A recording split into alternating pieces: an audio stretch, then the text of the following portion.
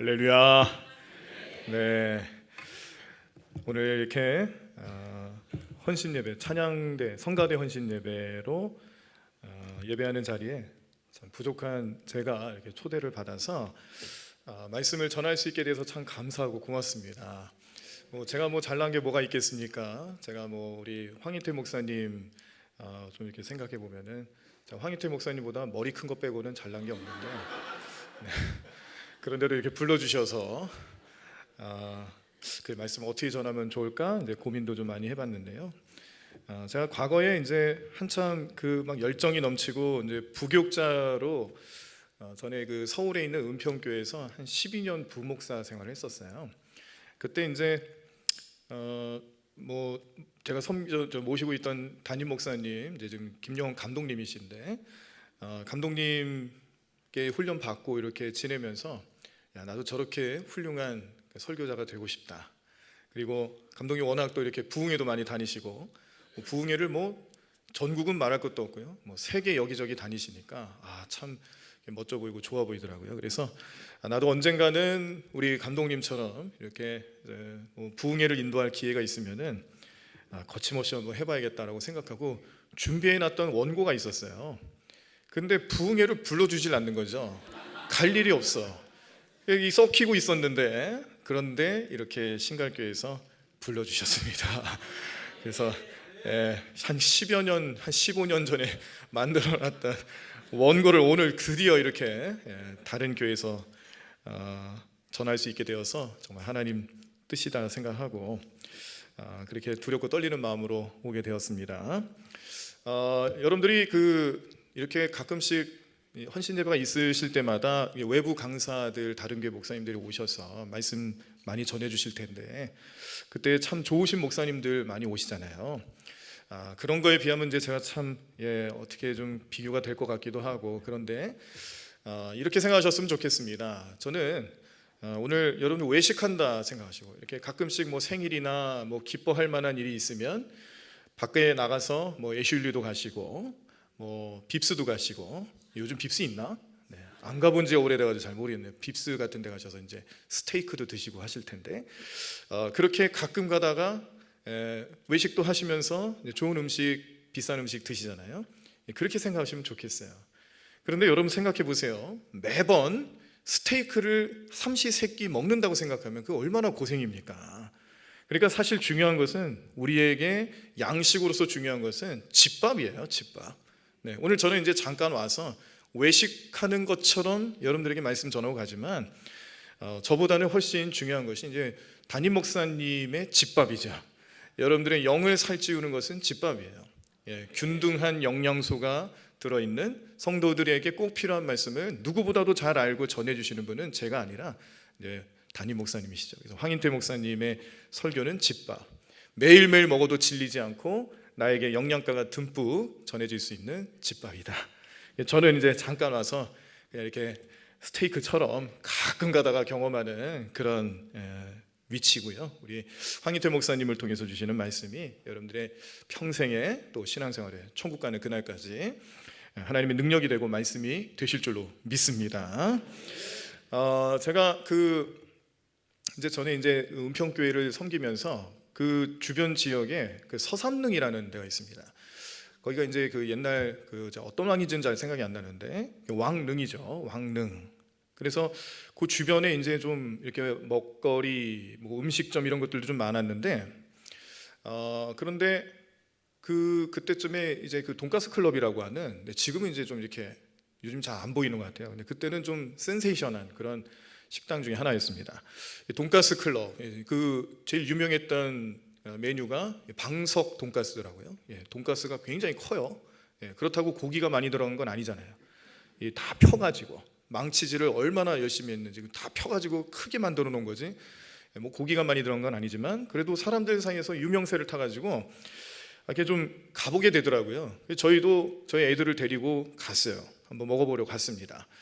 근데 저처럼 이렇게 가족 단위로 온 그런 식구들이 많았고 그 중에는 이제 어린 자녀들도 있었는데요. 그때 제가 참 익숙한 노래를 하나 들었어요.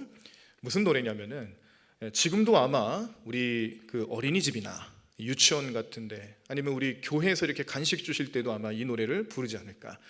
이 노래를 부르지 않으면 먹을 수 없을 것 같은 압박감, 그리고 이 노래를 통해서 우리에게 하나님께서 정말 많은 것들을 베풀으신다를 깨닫게 하시는 그 은혜가 우리 어린 심령들 안에서 이 노래 하나 때문에 잘 정착이 되고 또 깨달아지는 노래, 그 노래가 무엇일까? 여러분 기억나실까요? 예상이 되십니까? 날마다 우리에게 양식을 주시는 은혜로우신 하나님 참 감사합니다. 아멘 하지 않습니까? 근데 이 노래를 저희가 이렇게 기다리고 있는 줄 옆에서 어떤 아이가 부르는 거예요. 그래서 참 신기했죠. 이 녀석 교회 다니나 보다. 아니면 뭐 어린이집에서 이렇게 교회에서 운영하는 어린이집에서 이렇게 가르쳐 줬나 보다 생각을 했습니다. 그런데 그 옆에 같이 있었던 아빠가 그 아이를 혼내는 거예요. 아빠가 혼을 내요. 뭐라고 혼냈냐면은 너 누가 그런 노래 부르라고 했냐는 거예요.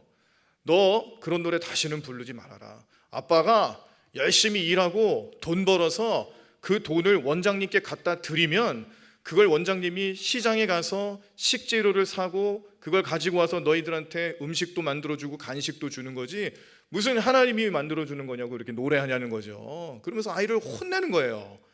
근데 제가 너무 마음이 속상한 거예요. 그래서 어떻게 아빠가 되셔가지고 그렇게 하실 수가 있냐고, 어떻게 아이의 마음을 그렇게 갈갈이 찢어놓을 수가 있냐, 아이의 정서를 생각하셔야 되는 거 아니냐.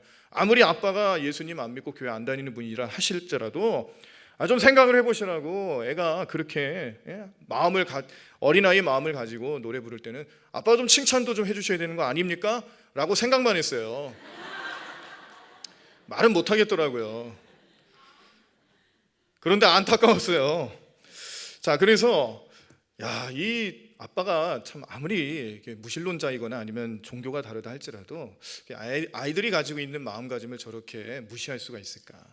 이게 어른이 가지고 있는 마음, 아이가 가지고 있는 마음. 그래서 예수님께서도 어린아이와 같지 않으면 결단코 너희가 천국에 갈 수 없다 그러잖아요. 어린아이와 같은 마음을 우리가 잃어버리진 않았는가 좀 생각을 하게 됩니다. 이게 우리 영성하고도 좀 깊은 관련이 있는 것 같아요. 너무 우리가 어른이 되어버렸고 새 속에 물들어 있고 찌들어 있다 보니까 자연스럽게 주시는 하나님의 은혜를 깨닫고 경험하는 일들에 있어서 좀 서툴러집니다. 그리고 가치가 없는 것처럼 생각하죠. 그래서 우리가 이렇게 예배하고 또 특별히 이렇게 헌신 예배하시는 시간들 속에서 그동안 우리가 잃어버리고 있었던 영성을 좀 잘 다시 한번 회복해 보시고 생각할 수 있는 계기로 좀 삼아 보시면 좋겠고요.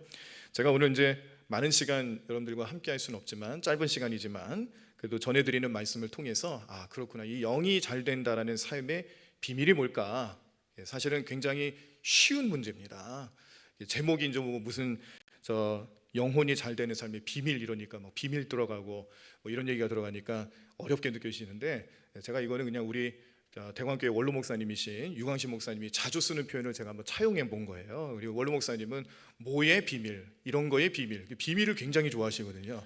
그래서 저도 한번 해본 거예요. 저는 평소에 비밀이란 말 잘 안 써봤는데 이렇게 하면 느낌이 좀 다른 것 같아요. 그리고 뭔가 있어 보이고. 그렇지만 비밀이라고 표현했지만 사실은 비밀이 아닙니다. 우리가 이미 알고 있는 거예요. 그래서 제가 오늘 여러분들과 나누고자 하는 말씀의 주제는 굉장히 당연한 얘기를 해드리려고 해요. 지극히 당연한 얘기를 스테이크처럼 만들어 드리려고 하는 거예요. 그래서 말씀 들어보시고 은혜가 되셨으면 좋겠고, 그리고 깨달음이 오셨다라면 결단하시고 그렇게 살아가시는 저와 여러분들의 삶이 되기를 간절히 축원합니다.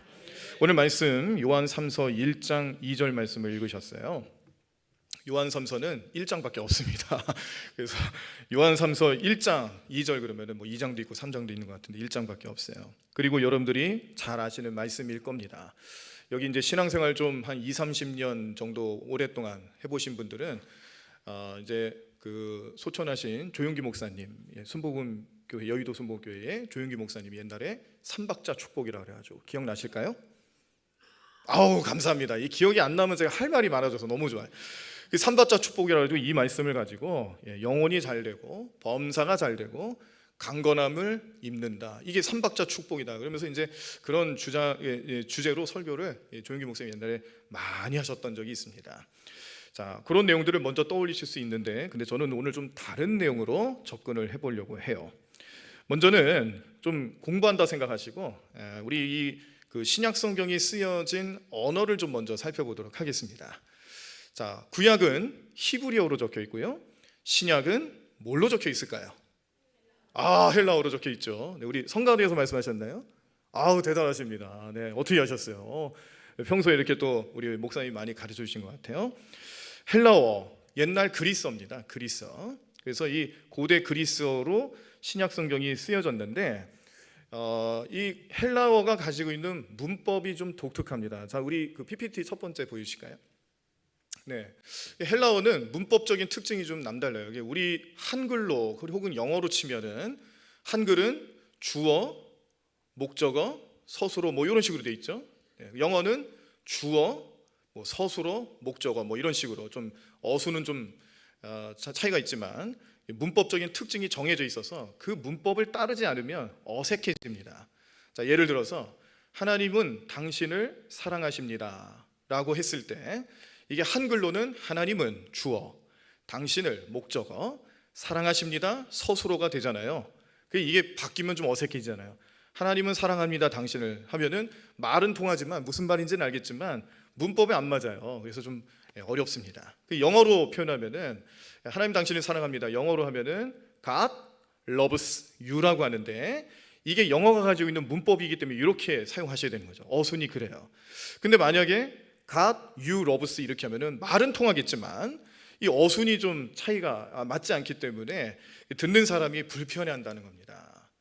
우리나라 말 그리고 영어 뭐 세계 여러 나라들이 가지고 있는 문법적인 특징을 지켜주지 않으면 좀 이해하기가 어렵고 좀 받아들이기 어렵더라.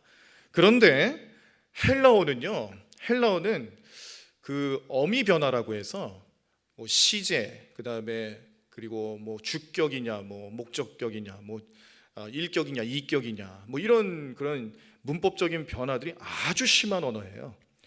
이 단어 하나를 가지고도 어떻게 변화를 주는지에 따라서 이게 완전히 다른 뜻이 될 수 있는 이 언어가 헬라어입니다. 하나님의 사랑을 뜻하는 아가페라는 말이 있잖아요. 아가페, 사랑이라는 뜻인데 이 동사가 아가파오라는 동사가 있어요. 아가파오. 그러면 이거는 내가 사랑한다는 뜻이 되거든요. 근데 아가파에이라고 하면은 네가 사랑한다가 되는 거예요. 이 어미 변화가 어떻게 되는지에 따라서 문장 의미 자체가 달라져요. 그래서 이 헬라어가 이 변화가 너무 심하고 그리고 이 문법적인 특징이 그런 쪽에 있다 보니까 자, 여기 화면에 제가 보여드리는 것처럼 중요하다라고 생각되는 단어를 앞으로 빼놓습니다. 우리는 하나님은 당신을 사랑합니다가 어울리는 표현인데 헬라어는 어미 변화만 잘 지켜주면은 하나님은 사랑합니다 당신을 해도 상관없어요. 사랑합니다 하나님은 당신을 해도 상관없어요. 당신은 사랑합니다 하나님이 뭐 이렇게 해도 상관이 없어요. 어미 변화만 지켜주면 되는 거예요. 그러다 보니까 중요한 단어를 앞으로 뺍니다. 강조를 하기 위해서 그렇게 하는 거죠. 자, 그러면 이제 이러한 특징을 좀 살려서 오늘 본문 말씀을 좀 다시 한번 보면은 세 가지 축복이 나오는데 첫 번째가 내 영혼이 잘된 가치예요. 두 번째가 내가 범사에 잘되고 세 번째가 강건하기를 이라고 표현을 했다라는 겁니다. 그러면은 오늘 이 요한 3서를 편지로 쓴 사도 요한이 오늘 우리들에게 또 당시 그 편지의 대상이 되는 사람에게 이 편지를 쓰면서 우리가 알기를 원하는 것, 직접 표현은 안 했지만 그러나 문법적인 특징을 잘 살려서 우리가 알기를 원하는 것이 여기 녹아 들어가 있는 거죠. 네, 그래서 빨간색으로 표시해 드린 것처럼 세 가지 축복이 있지만 이 세 가지 축복 중에서 우리가 정말로 받아야 되는 복이 있다라면 뭘까? 편지를 통해서 문법적인 특징을 잘 살려서 우리에게 가르쳐 주시는 진짜 받아야 되는 복은 뭘까라고 했을 때 저겁니다. 영혼이 잘 돼야 된다는 거예요. 범사도 잘 되고 강건하기도 원하지만 영혼이 잘 되는 삶이 하나님 뜻이다. 영혼이 잘 되는 것이 우리 최우선의 과제고 영혼이 잘 되지 않으면 소용없다는 걸 가르쳐 주시는 거죠. 그리고 또 다른 뜻은 영혼이 잘 되는 삶을 살면 그 뒤에 나오는 범사도 잘 되고 강건하기를 입는 은혜가 우리에게 자연스럽게 나타나게 된다라는 뜻도 보여주시는 겁니다. 그러므로 오늘 우리가 이 말씀을 보면서 영혼이 잘 되는 삶이 최고구나, 영혼이 잘 되는 삶을 살아가야 되는구나 라는 걸 깨닫게 하시는 거예요. 자, 그렇다면 영혼이 잘 되는 삶은 뭘까요? 영혼이 잘 되는 삶. 오늘 제가 그 영혼이 잘 되는 삶을 4가지로 설명을 해드리려고 합니다. 그래서 잘 들어보시고 마음에 기억을 하시고 그렇게 살아가시기를 바라는데, 이 4가지가 잘 안 지켜지는 분들은 4가지가 없는 사람이에요. 4가지가 없으면 우리 신앙생활에 4가지가 없더라, 네, 그렇게 되는 겁니다. 여러분, 이 4가지를 잘 기억하셔야 됩니다. 자, 첫 번째, 이 4가지, 죄송합니다, 다시 말씀, 4가지 중에 첫 번째는 뭐냐? 말씀이에요. 말씀. 우리가 말씀에 대해서 생각을 할 때 말씀을 어떻게 생각하고 어떻게 받아들이면 좋을까? 여러분, 우리가 이 성경은 총 66권으로 돼 있고 구약이 39권이고 신약이 27권입니다. 그러면 이 성경, 말씀은 성경을 뜻하는 것인데, 말씀이 가지고 있는 주제가 정해져 있죠. 말씀의 각 권마다 가지고 있는 시대적인 배경과 의미들은 조금씩 상이하지만, 그런데 전체적으로 성경을 놓고 봤을 때에 그 성경이 가지고 있는 말씀의 주제는 예수님입니다. 성경을 앞찾기로 잘 짜내서 엑기스만 뽑아낸다고 했을 때 나타나는 게 뭐냐면 바로 예수님이죠. 예수님이 우리를 위해서 십자가를 지셨다. 그래서 성경을 이제 전체적으로 이렇게 좀 짜임새 있게 좀 보시면은 굉장히 간단한 구조로 되어 있습니다. 창세기에서는 세상을 창조하신 하나님, 그 형상을 따라서 사람을 창조하셨다. 그런데 죄가 들어왔다. 불순종하여서 죄가 들어왔고 죄 지은 사람은 다 죽는다. 그러나 하나님께서 그 죄인들을 살리시기 위해서 자, 이제 레위기라든지 민수기라든지 이런 그런 그 율법서들 같은 데로 이제 넘어가는 겁니다. 그러면 죄는 어떻게 용서함을 받을 수 있는지에 대해서 하나님이 주신 사랑의 내용들이 쭉 나오는 거예요.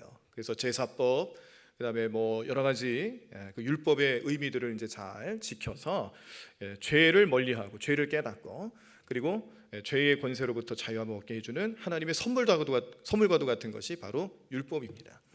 근데 사람은 연약해요. 지킬 수가 없다. 사람의 역사, 또 이스라엘의 역사, 그 뒤로 나오는 모든 역사들은 죄의 역사다. 죄의 역사를 구약에서 보여주시는 거고요. 그 역사를 해결할 수 있는 유일하신 분은 메시아 되시는 누구? 예수님이시다. 그래서 복음서로 넘어가는 거죠. 복음서에서 예수님을 가르쳐 주심으로써 우리는 구약에서는 죄를 깨닫는 율법의 역할을 배웠다라면 복음서를 통해서는 죄를 극복하는, 용서받고 구원받는 것에 예수님의 능력이 있다는 것을 알게 하는 복음을 받아들인 거죠.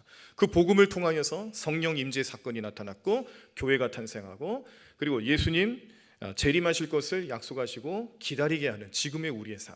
그래서 성경은 전체적으로 보면은 다 예수님이에요. 왜 우리가 예수님이 필요한지를 가르쳐주는 책이 바로 성경이라는 거죠. 그래서 이 성경을 통해서 우리 영적인 삶이 잘 될 수 있다는 것을 깨닫게 하시는데, 한때는 그 이 영적인 삶에 대해서 우리가 이제 좀 그 뭐 교회에서나 다룰 법한 내용들을 이렇게 생각을 많이 했습니다. 그런데 참 감사한 것은요, 최근에 들어서는 이 영적인 부분들을 비과학적이고 비이성적이라고 해서 멀리하는 게 아니라 이 영적인 부분이 우리의 인생에 꼭 필요하구나, 교육의 현장에서 나타내야 되구나라는 것을 깨닫는 사람들이 많아지기 시작했어요. 그 중에 한 사람이 하워드 가드너라는 사람인데, PPT 한번 보여주실까요?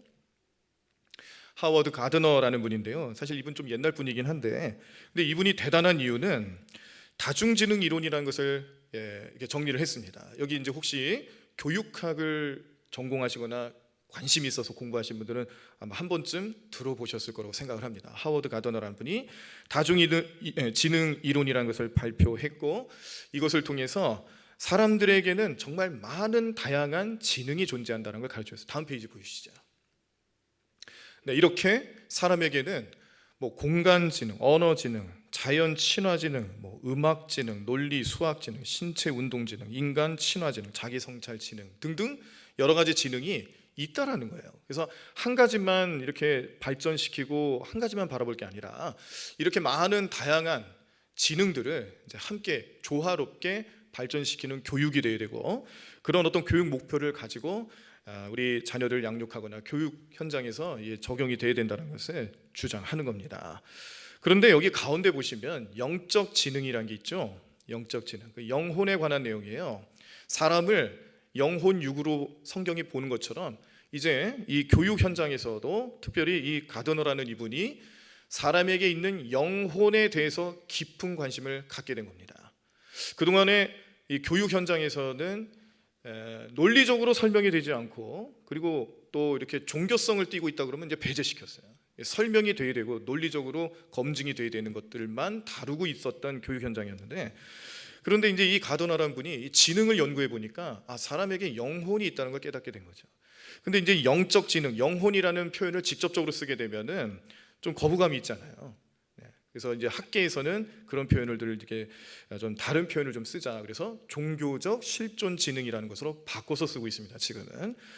자, 그런데 이제 이것을 이제 의미 있게 보는 이유는 이제 사람들이 사람의 영적인 삶에 관심을 갖는구나. 우리가 이 영혼이 잘 되는 삶에 대해서 오늘 말씀을 통해 깊은 관심을 가져야 되는 것처럼 이제 교육 현장에서도 영적인 삶을 관심을 갖고 사람이 이렇게 전 인격적으로 성장하고 발전하기 위해서 꼭 필요한 것 중에 하나가 영적 지능이라는 거죠. 실존이라는 거예요. 종교적 실존이라는 거예요. 이게 참 우리 어떻게 보면은 신학을 하는 사람들이나 기독교 교계에서는 아주 고무적 일입니다. 이제는 사람들의 영혼에 대해서 인정하기 시작하겠다라는 근거가 되는 거예요. 그리고 허무맹랑한 얘기를 하는 게 아니라 연구와 연구를 거듭해서 교육학적으로 정리를 했기 때문에 이게 하나의 이론으로 남는 겁니다. 우리 성경에서 나오는 이야기들을 마치 그냥 교회에서나 할 법한 얘기로 다루는 게 아니라 이제는 사람들에게 적용할 수 있는 근거가 됐기 때문에 이 종교적 실존 지능이라는 것이 의미가 있다는 거죠. 자, 그런 차원에서 우리의 영혼을 바라보게 하는 일들이 나타날 때 말씀이라는 부분들이 중요할 수밖에 없다는 거예요. 그래서 우리가 이 영혼이 잘 되게 하는 아까 말씀드린 4가지 중에 첫 번째가 말씀이다. 말씀은 예수님인데, 근데 그 말씀을 통해서 우리에게 어떤 영적인 능력이 되고 또 영이 잘 되게 하는 능력을 주시는가를 말씀을 드리려고 해요. 우리 신명기 말씀에 보면은 그 쉐마 이스라엘이라는 표현이 나옵니다. 쉐마 이스라엘. 쉐마라는 말은 들으라는 뜻이에요. 그 이스라엘 백성들에게 하나님 말씀을 전할 때 쉐마 이스라엘 그러면은 백성들이 그 음성을 듣고 하나님이 우리에게 무언가를 말씀을 주시려고 하나 보다. 그 귀를 쫑긋 세우고 듣습니다. 근데 저는 이제 조금 원초적으로 좀 해석을 해보고 싶은 것이 쉐마는 듣는다라는 표현이지만 진짜 듣기만 하는 거예요. 간단히 표현해드리면 정말 듣기만 하는 거죠. 듣고 남는 게 없어요. 이스라엘아 들으라 그랬는데 듣긴 들어. 근데 변화가 없어요. 남질 않아. 그래서 우리에게 꼭 필요한 것이 또 한 가지가 뭐가 있냐면 쉐마의 단계에서 레마라는 단계까지 가셔야 됩니다. 레마라는 말은 그 들려주시는 쉐마의 말씀들 중에서 나에게 의미가 있는 말씀을 찾아내고 캐내고 그것을 적용시키는 거예요. 자, 이런 훈련들을 우리는 큐티를 통해서 하죠. 큐티. 우리 성도님들 중에서 큐티 하시는 분들은 이 훈련을 하시는 거예요. 성경을 읽고 그 성경 본문 속에서 하나님이 특별히 나에게 주시는 말씀이 있는지를 보는 거예요. 찾아보고 있으면 이제 뭐 표시도 하고 그것을 이제 노트에 적으시면서 야, 이 말씀 나한테 왜 주셨을까? 그랬을 때 하나님이 나에게 주시는 이 말씀을 통해서 내가 어떻게 변화되기를 원하시는구나, 어떤 열매를 맺기를 원하시는구나 깨닫게 하신다라는 거죠. 자, 그러면 레마의 단계에 이르는 거야. 자, 그런데 성경에 보니까 요한복음 말씀을 보니까 말씀이 육신이 되어 우리와 함께 거하셨다. 성육신의 사건이 나타납니다. 예수님이죠. 예수님 본래 하나님의 말씀, 태초 때부터 함께 하셨던 말씀인데 그 말씀이 육신이 되어서 우리와 함께 한다. 인격적인 만남을 가지는 말씀으로 나타나셨다라는 거예요. 이게 로고스입니다. 요한복음에서 로고스로 나타나죠. 그러면은 말씀의 단계가 우리가 처음에 초보적인 단계에서는 쉐마도 잘 하시는 거예요. 쉐마 이스라엘 했을 때 주시는 말씀, 듣는 말씀을 잘하는 것도 잘하는 거예요. 근데 거기서 좀 더 발전하셔야 돼요. 레마가 되셔야 돼요. 의미 있는 말씀을 찾으셔야 돼요. 그 말씀을 붙잡고 변화가 나타나셔야 돼요. 그런데 이제는 그 말씀이 내가 의지를 가지고 찾는 말씀이 아니라 나를 찾아오셔서 나와 인격적인 만남을 가지시고 말씀 자체이신 그분이 나와 함께하는 말씀의 수준까지 나가게 되는 걸 로고스라는 거죠. 그래서 여러분들이 말씀을 통해서 영이 잘 되는 삶을 목표로 삼고 기도하실 때 이 로고스 예수님을 인격적으로 만나는 그 수준까지는 가시는 게 좋습니다. 레마도 잘하시는 거예요. 쉐마도 잘하시지만 그러나 우리 어린아이로부터 장성하기를 이루기를 원하시는 그런 주님의 뜻처럼 어린아이 수준에 머물지 말고 이제 장성해라. 말씀을 읽고 깨닫는 것도 쉐마에서 레마로, 레마에서 로고스로 이어지는 여러분들의 삶이 되시기를 간절히 축원합니다. 네, 두 번째는 기도입니다. 기도. 여러분 기도 많이 하시죠? 네, 대답을 안 하시는데 네, 기도 많이 하셔야 됩니다. 저희 대광교회에서 이제 원로 목사님 때부터 이제 성도님들 어떻게 훈련을 시키셨냐면 하루에 기도를 2시간은 해라. 무슨 일이 있어? 2시간을 해라. 그래서 저희 교육자들도 2시간씩 훈련하는 그런 훈련을 지금도 하고 있어요. 그래도 제가 이제 또 성도님들한테는 조금 이렇게 좀 풀어드린다는 의미에서 1시간 이상씩 해라 이렇게 좀 바꿔드리긴 했는데, 그런데 기도를 오래 하는 게 좋습니다. 그리고 기도를 많이 하셔야 돼요. 기도는 영적인 호흡이라고 그랬어요. 호흡이 끊어지면 죽습니다. 죽으면 내 영이 죽는 거죠. 네, 그래서 이 기도를 하는 것을 통해서 하나님의 생명을 얻고 또 그 기도함을 통해서 하나님의 역사하심을 경험하는 삶이 우리의 영혼을 잘되게 하는 삶이에요. 제가 그래서 이 기도에 대한 어떤 가치관들을 이제 나누려고 할 때는 꼭 빠짐없이 하는 얘기 중에 하나가 기도는 응답받을 때까지 하는 것이다. 네, 응답받을 때까지 기도해라. 오늘 제가 이게 신갈교회 이렇게 문 열고 들어오면서 주의 깊게 좀 안 봤는데 아마 어딘가에 그 영어로 푸시라는 말이 있을 거야. 있나요? 여러분들도 잘 안 보셨군요. 네, 뭐 당겨라, 밀어라, 미시오, 당기시오 할 때 미시오는 푸시잖아요. PUSH. 그래서 이 기도의 습관을 그렇게 들이시는 거예요. Pray until something happen. 그 앞 글자를 따면 푸시. 모르셔도 됩니다. 이거 중요한 거 아닌데요. 의미는 응답받을 때까지 하라는 거예요. 할렐루야. 기도는 응답받을 때까지 하는 거다. 몇 번 기도하고 나서 하나님 응답 안 해주시네 모르겠다 하고 놔두는 게 아니라 정말 여러분들의 기도가 응답되어질 때까지 끈질기게 인내심을 가지고 하는 기도 습관들이 나타나시기를 간절히 축원합니다. 두 번째, 우리 영혼을 잘되게 하는 것, 기도다. 기도는 내가 하나님 앞에 관철시키는 기도가 아니라 하나님과 대화하는 거죠. 내가 기도를 열심히 올려드렸으면 듣는 기도도 필요해요. 하나님 나에게 어떤 음성을 주시는가 들으십시오. 자, 이게 두 번째입니다. 자, 세 번째, 찬양. 자, 오늘 헌신 예배를 우리 성가대 헌신 예배 드리셨어요. 어떻게 저희 교회하고 또 똑같네요. 저희 교회에서도 오후 예배 헌신 예배를 우리 찬양 사역자 헌신 예배를 드렸어요. 네, 그래서 오늘 신갈교회도 이렇게 성가대 찬양 사역하시는 분들이 헌신 예배를 드리시는데 찬양 참 중요합니다. 기도가 우리의 영혼의 호흡이라면 찬양은 영적인 맥박입니다. 맥박. 자, 호흡은 여러분 한 1분도 훈련이 되신 분들은 2분, 5분, 심지어 10분도 참을 수 있어요. 그러니까 내가 의지를 가지고 기도를 참을 수 있어요. 호흡이라고 친다면. 근데 찬양은 다릅니다. 찬양은 개념 자체가 다른 거예요. 자, 우리가 이 맥박이라는 표현을 썼을 때 찬양이 가지고 있는 특징은 내가 의지를 가지고 멈추는 게 아니라는 거예요. 찬양은 여러분들이 창조되기 시작할 때부터 주어진 본분이에요. 이사야 43장 21절에 보면은 이 백성은 나를 위해 지었나니 여호와 나를 찬송케 하려 함이니라. 이 말씀 우리에게 주신 이유가 뭐겠습니까? 여러분들이 찬양을 하는 데 있어서 찬양은 창조의 목적이구나. 그 창조의 목적대로 나를 조성하셨어요. 그래서 우리 성가대 우리 대원들께서 연습하시고 또 훈련도 받으시고 할 때 뭐 발성을 한다든지 발음은 어떻게 한다든지 이런 것들 이제 연습 많이 하시잖아요. 그러면 이제 뭐 두성이냐 뭐 무슨 성이냐 무슨 성 이러면서 공명을 어디로 하는지에 따라서 소리가 차이가 나고 음색이 달라진다는 걸 배우셨을 텐데, 그게 다 어떻게 보면은 우리가 창조될 때부터 하나님은 우리가 찬양을 하는 데 있어서 아주 적합하게 찬양을 잘할 수 있도록 내 몸을 조성하셨고 뼈마디를 만드셨고 장기들을 만드셨다는 것을 깨닫게 됩니다. 그래서 우리가 이 창조의 목적 중에 찬양이 있다. 이 맥박이라는 것은 그 자율신경계라 그래가지고 내가 의지를 가지고 멈출 수 있는 그런 기관이 아니죠. 심장이 뛰기 때문에 맥박이 잡히는 거예요. 그 맥박이 잡힌다는 건 심장이 뛰는 거예요. 그 심장은 내 마음대로 멈출 수 있나요? 아니죠. 심장이 멈췄다는 건 큰일 나는 거죠. 우리가 호흡은 잠시라도 잠깐 멈출 수 있지만 심장은요, 멈춰지면 큰일 나는 겁니다. 빨리 응급조치해야 됩니다. 그래서 심장이 멈췄다, 영적으로 맥박이 멈췄다, 찬양이 멈췄다, 이거 우리 신앙생활에 문제가 있는 거예요. 찬양을 통해서 우리의 영이 살아있다라는 것을 깨닫게 하시는 하나님의 뜻을 우리 찬양을 통해서 경험한다라는 것을 여러분 꼭 기억하시길 바랍니다. 저는 본래 오늘 이제 찬양 사역자분들 혼신 예배니까 제가 특별히 찬양 부분을 조금 길게 하려고 하는데, 저는 본래 이제 목회자가 되기 전에 꿈이 그 사범대에 진학해서 음악을 전공하고 중고등학교 음악 교사가 되는 게 저의 목표였습니다. 꿈이었어요. 그런데 제가 찬양을 참 좋아했고 저는 반주자 출신입니다. 네. 네. 안 믿겨지시죠? 네, 반주자 출신이에요. 체르니 40번에 19번까지 배웠습니다. 네. 5년 배웠습니다. 5년. 예, 남들 같이 3년 배울 거를 저는 땡땡이를 많이 쳐가지고 학원에서.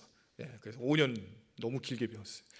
근데 이제 그게 중요한 게 아니라 찬양이 좋으니까 하나님이 이제 은사를 주셔가지고 반주자로 활동을 하는데, 반주를 시작하게 된 것도 이제 저희 아버님도 목회를 하셨다가 은퇴하신 분이신데 이제 개척을 하시려고 하는데 보니까 반주자가 필요하더라는 거죠. 개척교회를 하려면은 반주자가 있어야겠더라. 근데 이제 뭐 그게 좀 넉넉치 않으시니까 저를 피아노를 배우게 해서 반주자로 키우시려고 했던 거예요. 반주자로 피아노 학원을 가게 했던 계기도 좀 웃긴 경우가 하나 있었는데, 제가 이제 학교를 서초동에서 다녔거든요. 8학군. 네, 8학군에 속한 서초초등학교 5학년 때까지 다녔는데요. 그때 이제 아버님께서 5학년 때 이제 개척을 하시는 바람에 의정부로 이사를 가고, 서초동 사는 동안에 그 서초초등학교에서 이제 음악 수업 시간에 멜로디온을 시험을 봤습니다. 근데 뭐 아시다시피 그쪽 동네 사는 우리 친구들은 대부분 다 이 경제적인 수준이 좀 그래도 높은 편이고 뭐 학원 다 다니고 있고, 그러니까 이게 뭐 멜로디온 가지고 건반 시험 보는 게 뭐 어렵나요? 쉽죠. 뭐 껌이죠. 근데 저는 어려웠어요. 저는 배운 적도 없고 그냥 음악 시간에 멜로디온 가지고 연습해 본 게 다기 때문에 저는 시험을 보는데 이게 손가락 1번, 2번, 3번 이렇게 손가락 5개를 다 이용해서 하는 게 아니라 독수리 타법으로 이렇게 쳤어요. 이렇게. 건반을 이렇게 치니까 담임 선생님이 웃는 거예요. 다른 애들은 그렇게 안 하는데 저 혼자 이러고 있으니까 웃겼나 봐요. 그래가지고 웃으셨어요. 그래서 제가 그 얘기를 어머니께 해드렸습니다. 네, 어머님이 뿔딱지가 났을까요? 났을까요? 났죠. 우리 같았어도 났을 거예요. 그래서 내 아들이 저렇게 요렇게 쳤다고 좀 뭐 선생님한테 핀잔 들은 것 같아요. 기분이 나쁘셔가지고 그때부터 학원을 보내신 건데, 원래 이유는 그건데 의미 부여는 앞으로 반주해라 그렇게 된 겁니다. 그래서 반주까지 하게 됐고, 이 건반 반주를 하게 되니까 뭐 기타, 베이스, 뭐 드럼까지 이렇게 교회에서 사용하는 악기들을 배우는데 어렵지가 않더라고요. 그래서 저는 이제 여기 교회에서 사용하는 찬양단 웬만한 악기들은 다 연주할 수가 있고, 거기서 하나님 은혜를 더 주셨어요. 제가 작곡에 관심이 많았어요. 그래서 오늘 제가 말씀 준비하면서도 제가 이 찬양 제에게 주셨던 찬양과 관련된 간증들을 좀 많이 할까 생각을 했었는데, 그러면서 이제 몇 곡 안 되지만 작곡했던 것도 이제 좀 소개를 해드려 볼까 그랬는데 그냥 안 하기로 했어요. 근데 작곡하는 걸 좋아했어요. 편곡하는 거 좋아하고, 그리고 어설펐지만 제가 이제 감리교 신학대학교 다니는 시절에 한 번은 이제 옛날에 웰치 채플이라는 곳이 있었는데 거기서 발표회 찬양 작곡한 걸 가지고 집회도 한번 해봤고, 나중에 이제 목회 초년생 때 거기서도 한번 해본 적이 또 있습니다. 그래서 한 2-3번 해봤는데 그 정도로 좋아했어요. 그래서 뭐 이렇게 뭐 음표 그리고 작곡하는 거 이런 거를 좀 많이 하다 보니까 찬양 사역이 너무 좋은 거죠. 근데 이제 어쨌든 음악을 좋아하고 그런 재능이 좀 있다 보니까 이제 음악 교사가 되기를 원했는데, 그런데 이제 저희 아버님이 심우하셨던 교회에 한번 부흥회가 열렸습니다. 은사가 있는 강사님이 오셨습니다. 안수를 하시면 다리에 힘이 풀려 쓰러지고 입신의 경제도 갈 수 있는 그런 은사 집회였어요. 신유 은사, 치유 은사. 그 은사 집회를 하는 자리에 제가 반주를 하게 된 거예요. 저희 아버님 교회였으니까 반주를 하게 됐는데, 근데 그 강사 목사님도 반주를 하세요. 그러니까 동질감을 느끼신 것 같아요. 그래서 너 앞으로 목사해라 그러시더라고요, 저보고. 그래서 제가 그 앞에다 대고 저 싫은데요 그럴 수는 없잖아요. 그래서 마지못해 나갔어요. 마지못해 안수 받았고요, 마지못해 쓰러졌고요, 마지못해 아멘했어요.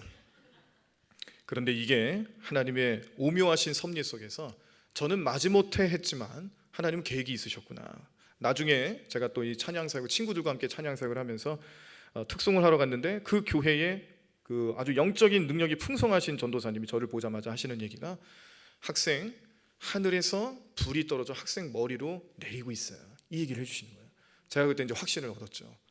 그 얘기를 듣고 저 목회자 되는 게 맞군요. 그래서 여기까지 오게 된 겁니다. 본래는 음악을 너무 좋아하고 음악 교사가 되기를 원했지만 그런데 목회에 대한 소명을 이제 받게 되고 찬양에 깊은 관심을 갖게 되면서 사실은 찬양 사역자로 살고 싶었습니다. 근데 한계가 있더라고요. 제가 뭐 공부도 더 많이 했었어야 되고, 그리고 그 당시에는 좀 이렇게 이렇게 반주도 하고 뭐 그런다니까 조금 남달라 보이긴 했지만, 시대가 조금 지나면서 뭐 몇 년 지나고 나니까 이제 웬만하면 다 또 이렇게 반주도 하시고 저처럼 다 하시는 거예요. 그래서 뭐 특이점도 없고, 그리고 이 사역을 한다는 게 우리나라에서, 이제 미국 같은 나라면 조금 도움이 되겠는데, 근데 이제 우리나라에서 한국 교회 실정에서 찬양 사역자가 된다는 것은 좀 어렵더라고요. 정말 많은 노력이 필요했고 공부도 열심히 했었어야 되는데 그게 좀 뒷받침이 좀 안 됐습니다. 그래서 저는 이제 어떻게 바꿨냐면은, 하나님, 저는 찬양을 자주 사용하는, 자주 부르는 목회자가 되겠습니다. 이렇게 바꿨어요. 그래서 하나님께서 저의 다짐과 기도 제목을 따라서 사용하고 계시고, 찬양이 얼마나 값진 것인지 좋은 것인지를 누구보다도 참 잘 알고 있습니다. 영혼이 잘 될 수밖에 없는 것 찬양이에요. 여러분 혹시 그 영화, 요즘 유행하는 영화 신의 악당이라는 거 보셨습니까? 네, 저도 얼마 전에 봤는데, 그때 이제 제가 이제 스포하면 안 되는데 요건 얘기도 될 것 같아요. 뭐 몇 장면 중에서 결국에 이제 그런 거죠. 이제 찬양을 그냥 보여주기 식으로 서로 연습하고 연기를 했지만 변화가 되더라. 네, 여기서 더 이상 얘기하면 안 될 것 같아. 네. 제가 그걸 보면서 찬양의 능력이 위대하다. 그리고 그런 고백도 하는 내용을 영화를 통해서 보았는데, 그 정도로 찬양은 우리에게 영적인 능력이 있습니다. 그래서 우리 이 찬양 사역을 감당하시는 우리 성가대원분들은 정말 대단하신 분들이세요. 네.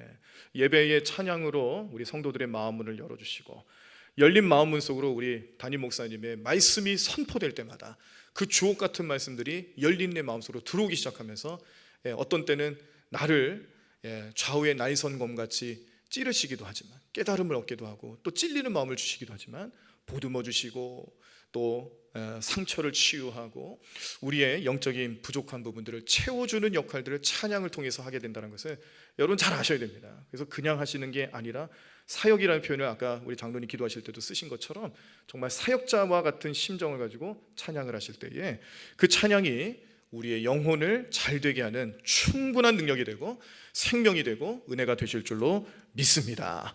자, 네 번째, 마지막입니다. 드디어 마지막 왔어요. 네, 기다리셔서 오래 기다리셨죠? 이제 마지막에 정리하도록 하겠습니다. 헌신입니다. 헌신. 자, 첫 번째 뭐였죠? 말씀. 두 번째 기도. 세 번째 찬양. 네 번째는 헌신입니다. 헌신. 자, 여러분, 헌신이라고 하면은 저는 이제 뭐 다른 목사님들 여러 가지로 이 헌신을 이렇게 정의를 내리시지만, 저는 제 나름대로 어떻게 정의를 내리냐면, 하나님이 주신 것을 가지고 하나님께 드리는 거다. 이게 저는 헌신이라고 생각을 해요. 그래서 우리 여기 찬양 사역자분들, 우리 성가대분들도 나에게 주신 음악적인 달란트를 누가 줬어요? 하나님 주신 거 맞으세요? 내가 만든 거 아니에요? 내가 열심히 학원 다닌 거 아니었어요? 유전적인 거 아닌가요? 아니죠. 주님이 주신 거예요. 나에게 손수 옛다 찬양 사역하는데 써라 하고선 나에게 찬양이라는 달란트를 우리 손을 펴서 하나님이 여기다 딱 갖다 놔주시고, 이거 손에 쥐라고 주신 게 우리의 달란트입니다. 주님이 주신 거예요. 그 주님이 주신 걸 가지고 여러분들이 찬양하고 사역을 감당하실 때 누가 기뻐하실까요? 하나님 기뻐하실 줄로 믿습니다. 마찬가지로 헌신이라는 것, 주님의 몸된 교회를 헌신한다.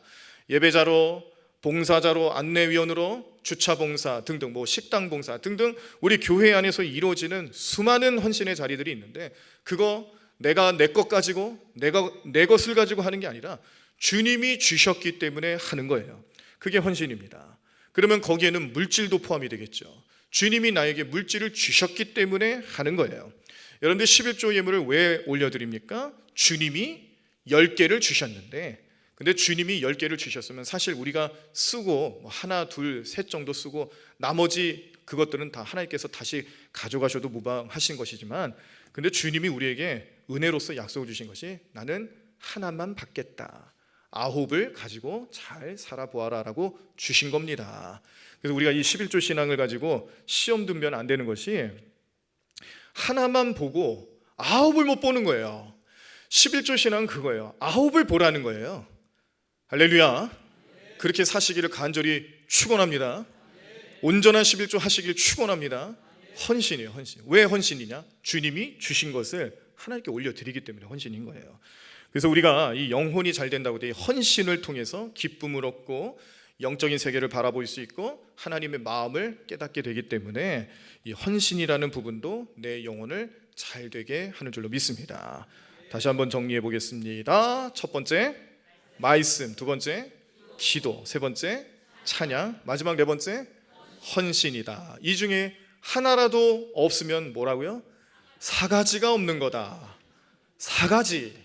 여러분들의 영혼을 잘 되게 하는 네 가지 꼭 간직하십시오. 간절히 바라고 원합니다. 그 네 가지를 가지고 영혼이 잘 되셔서 하나님 영광 올려드리고 깊은 영적인 삶의 세계로 들어가실 수 있는 우리 모든 성도님들 되기를 간절히 축원합니다. 자, 그러면 진짜 정리할게요. 네 가지, 말씀도 있고 기도도 있고 찬양도 있고 헌신도 있는 그 자리가 어떤 시간일까요? 막 다 이 모든 네 가지가 한 번에 이루어지는 시간이 있어. 마치 비빔밥처럼. 비빔밥이 재료마다 따로따로 생각하면 그렇게 맛있어 보이진 않지만 섞였는데 너무 맛있잖아요. 그런 것처럼 말씀도 있고 기도도 있고 찬양도 있고 헌신이 있는 그 자리는 무슨 시간입니까? 할렐루야. 예배 시간인 줄로 믿습니다. 여러분들의 영혼이 잘 되는 시간은 무슨 시간입니까? 예배 시간인 거예요. 우리가 영혼이 잘 되면 범사가 잘 될 것이고 범사가 잘 되는 삶뿐만 아니라 강건함을 있게 하시는 하나님의 은혜는 예배로부터 시작되는 줄로 믿습니다. 우리가 이 믿음을 가지고 오늘도 예배하시는 거예요. 오늘 주일 하루 성수하시면서 예배로 나아가시는 여러분들의 삶은 말씀을 통해, 기도를 통해, 찬양을 통해, 헌신을 통해서 내 영이 잘 되게 하시는 하나님의 은혜인 줄로 믿습니다. 그러므로 영혼이 잘 되는 삶의 비밀은 뭡니까? 예배입니다. 예배. 지극히 당연한 얘기하고 있잖아요. 제가 아주 어려운 얘기하는 게 아니잖아요. 정말 우리가 늘 예배하고 있고 예배를 우리 늘상 예배 드리면서 살고 있는 우리 신앙생활인데 결국 우리가 그 예배를 통해서 내 영이 잘 되는구나 깨달음을 얻으시고 믿음을 가지시고 바라보시면서 예배를 통해 하나님 만나시고 예배를 통해서 영적인 깊이가 더욱더 깊어지시는 저와 여러분들의 삶이 되기를 간절히 축원합니다. 이 시간 우리 함께 찬양하기를 원합니다. 부르신 곳에서 이 찬양 우리 함께 찬양을 올려드리기를 원합니다. 찬양하신 후에 잠깐 말씀을 붙들고 결단하는 시간 갖도록 하겠습니다. 찬양하시면서 주님, 제가 예배를 통해서 영혼이 잘 되길 원합니다. 다른 것으로 영혼이 잘 되는 것 말고 예배를 통해서 주님의 몸된 교회 성전에 나와 예배하고 가정에서 예배하고 직장에서 예배하고 내 삶의 모든 터전에서 예배하는 삶을 통해 내 영혼이 잘 되게 하시는 하나님의 은혜를 경험하고 믿음으로 고백하겠습니다. 결단하시면서 기도하기를 소망합니다.